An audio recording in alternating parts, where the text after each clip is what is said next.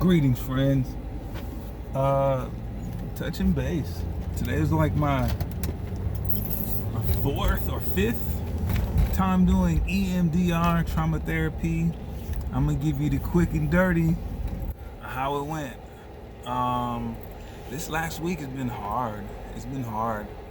I'm learning a lot. I'm also doing, so while I'm doing EMDR, simultaneously I'm doing intensive outpatient. So every day I meet with another group of people who are going through some form of trauma and PTSD.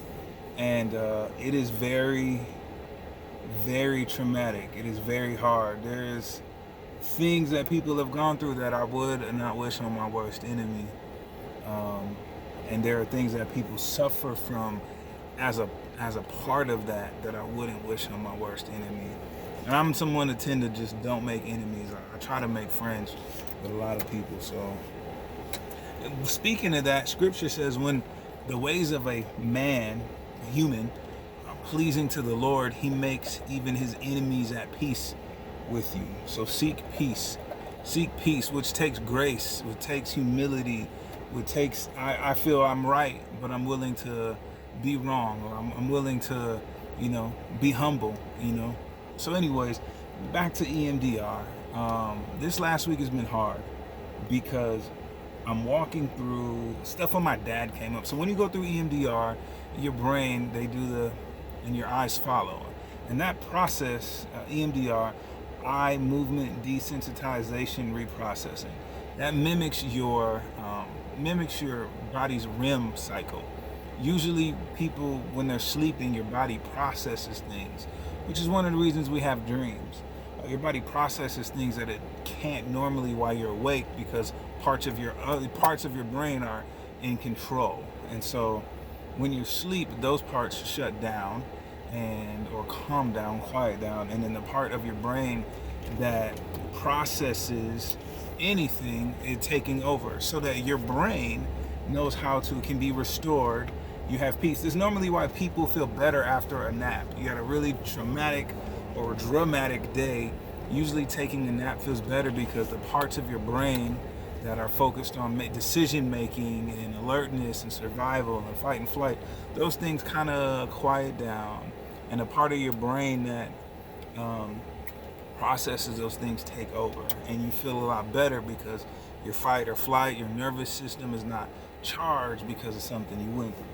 So in EMDR, you're letting your brain consciously kind of stream and kind of filter what it needs to resolve. And then your brain, this motion triggers your REM cycle and allows that part of your brain to take over. You can be present, and then your body starts to process those things. It can be hard because it's very hard because you have to live in the trauma that's happening.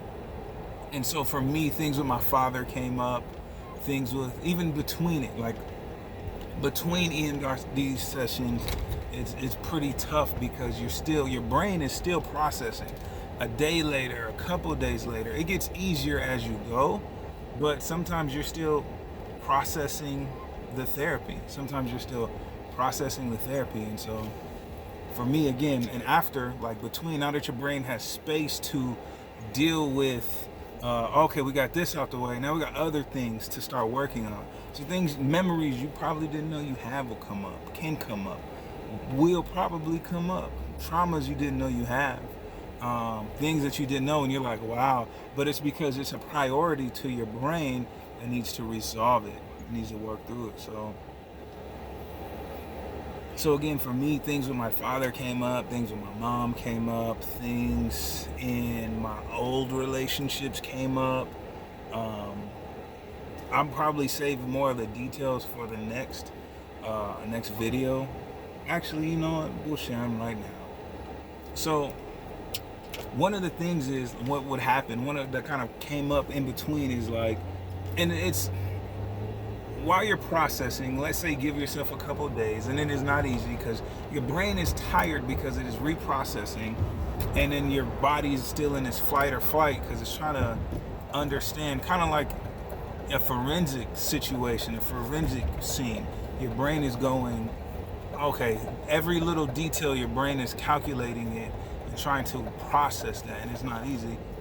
Um, and so for me, I keep saying, anyways, for me, I got really tired and exhausted and emotional. And while you're going through trauma, you may experience things like disassociation. While you're going through the therapy, you may experience those same feelings. And so sometimes, and you might feel ADHD, you might feel OCD, you might feel depressed, you might feel angry, you might feel, you might feel frustrated, you might feel fatigued because your brain is your soul feels like it's gonna jump out your body. And so knowing to eat, knowing to rest, having people around you to help you accountable, keep you like safe, having a safety plan is imperative. So for me, my mom and my brother, family members, and it was hard because typically these people haven't been in my life, and some of the people have caused trauma.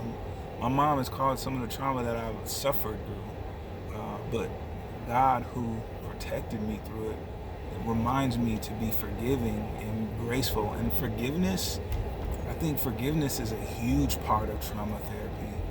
When I'm in these sessions as group therapy, which is DBT, and EMDR is CBT, when I'm in these group outpatient sessions learning about trauma and how your brain responds to trauma, I listen to these people's story, other people's story, who have similar things they've gone through and similar emotions and similar triggers and similar symptoms. And I'm like, yo, I don't know if it happened to me, if I'd be able to forgive. I don't know if I'd be able to forgive. And I meet some very strong people. And if you know who you are or going through therapy, strong is good. You're very strong, but we live in a culture that tells you you're strong because it has sacrificed you and it benefits from your exploitation. And I want to remind you that you are valuable. You are valuable. You are a gift, and God placed you on this planet for a reason, and you've survived things that would have killed people. Strong is not necessarily a compliment, especially when you feel broken. So moving forward, and not to ramble, but things that came up for me were like childhood stuff too, like, and it would be your brain while you're consciously watching them. You feel dizzy, you kind of feel like asleep, you kind of feel like you're being hypnotized, but the part of your brain that's processing what's going on is kind of like, okay, I want to deal with this, and I want to deal with that, and I want to deal with that, and I want to deal with that. And so it's not necessarily linear, and you got to be comfortable with allowing yourself to kind of consciously pour. It sounds hooky, it sounds like meditation, and it sounds like yoga, and it sounds like Tai Chi, and it's not that. It's very much not that. But allowing all these external distractions to kind of stop and let another part of your brain that God made do what it was meant to do so that you can begin the healing process. And again, so childhood stuff. I remember when I was a child, my mom would send me to sleep. Go to bed, that whole thing. Go to bed. And you're in my house, it's 6 p.m., the sun is still up, and we live in the hood, we live in the ghetto, and it's very dangerous. And I would cry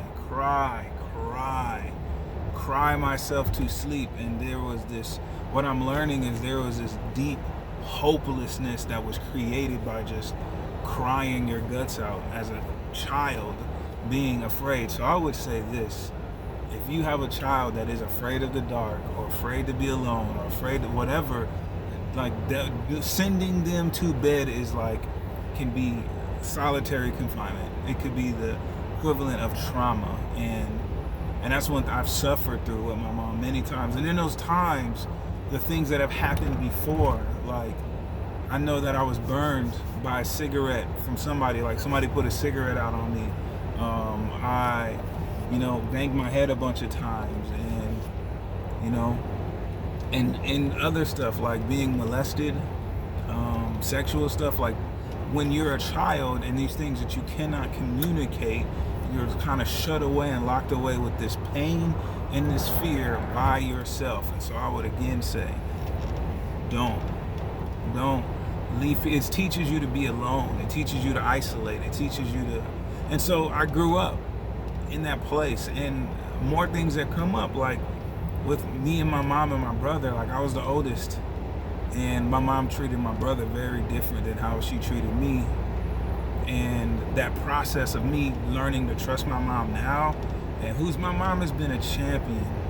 Who she has been and who she is now, two completely different people, and she is so brave and courageous.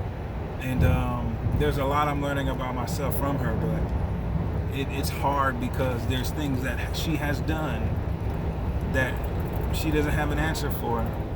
It reminds me of how we're going to stand on that day. We're going to stand before God, and we're going to have to give an account for everything we've done. And there's going to be things that we don't have an answer for. Lord, I did this, I did that.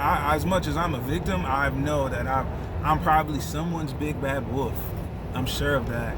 Sure of that. And if I stand before God on that day, the only answer I will have is, Jesus, please spare me. Spare me. And so as the same God that has called and held and cleansed me asked me to forgive people, I have to do that. I can't, like even in the last video I said, I have to forgive my father because God has forgiven me and has been faithful and blessed me more than I ever possibly could imagine. And so, again, not to disrespect my father, but sometimes people that have done things to us or neglected us or turned their back on us or abandoned us, sometimes they don't have what in them what they were supposed to do. My father was 18 when he had me, and my mom was 17. And I don't expect an 18-year-old and a 17-year-old to really have that. Not necessarily how to raise. My mom and dad were never together. They hooked up. They hooked up. I was a booty call, baby. And anyways, my point is that I don't expect like the Brady Bunch type of family to emerge from two broken people, you know? And so I can't, again, I'm not trying to let my father out scot-free. I still have a conversation. I still have a standard about my life. But as far as him owing me anything, Christ has paid his debts. He's bought that pain from me. It's his now. So I just want to leave it at that. I'll share another video, hopefully go a lot more in depth. But I just wanted to give a little bit more information on, you know, one big thing that I have not been able to see is kind of like, it sometimes feels like you're going crazy, but very much so what I'm learning is that, oh no, what you're going through is very expected. Based on what you've survived and lived through, what you're going through is very expected. And there's hope. There's hope. There's hope. And right now going through it is hard. It's horrible. It's horrible. What I went through is horrible. What I had to suffer, how I learned I had trauma was horrible. And now walking through it sometimes feels worse than when you started. And one word that I've been given is seek this path of healing. Like God has put this before me, you know, seek this path of healing. Let the kingdom of heaven work on your heart. You know, ask, seek, knock, and the door will be open. You'll find a solution, and it will have great spiritual blessings and breakthrough that the enemy doesn't have room to attack you in. And now God has more room and capacity to bless your life and fill your life because you've been healed. Scripture says, Jesus said, I've come so that they will have life and life more abundantly. Whatever you're going through, whether it's PTSD or CPTSD or whatever, I just want to remind you, please don't give up. Please don't give up. Try to inspire somebody, and above all things, trust God. Trust God.